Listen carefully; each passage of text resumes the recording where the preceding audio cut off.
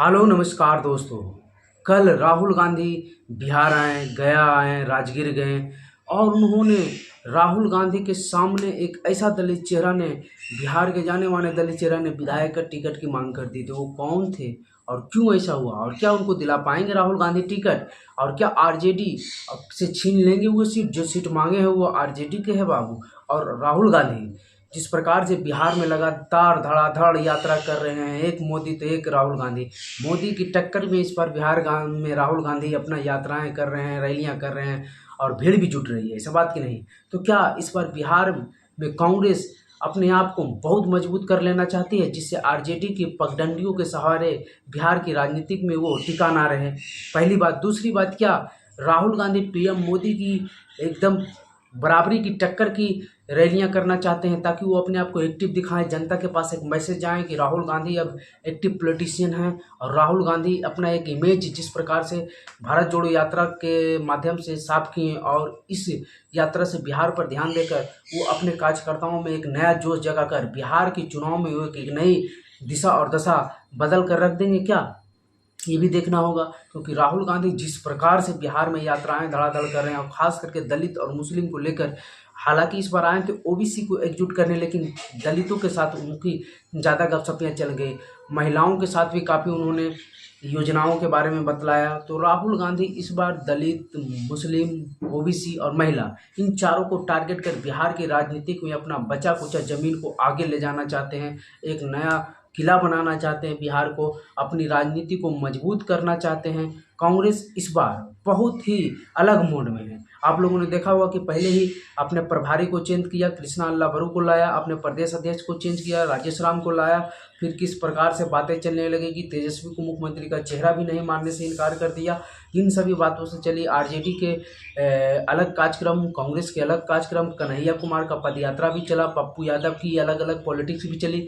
तो बिहार में जिसको तेजस्वी से दिक्कत थी उनको भी कांग्रेस ने आगे बढ़ाया और अपनी राजनीतिक में कोई कसर नहीं छोड़ी है कांग्रेस मजबूत करने के लिए।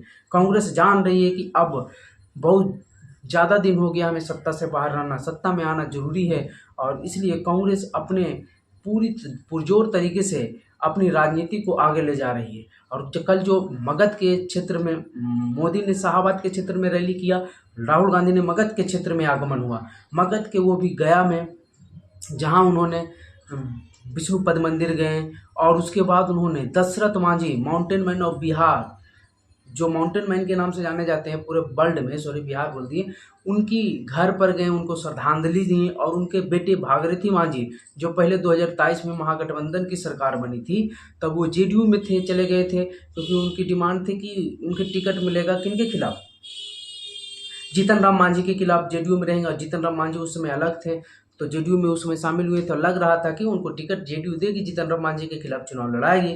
लेकिन जब जेडीयू एनडीए के साथ फिर से चली गई, जीतन राम मांझी वहाँ मौजूद थे, तब उन्होंने मजबूरन उस पार्टी को छोड़ा और कांग्रेस ज्वाइन किया साल 2025 के जनवरी में ही, जिसकी काफ़ी चर्चा हुई कि दलितों को लेकर कांग्रेस बिहार में सजग है।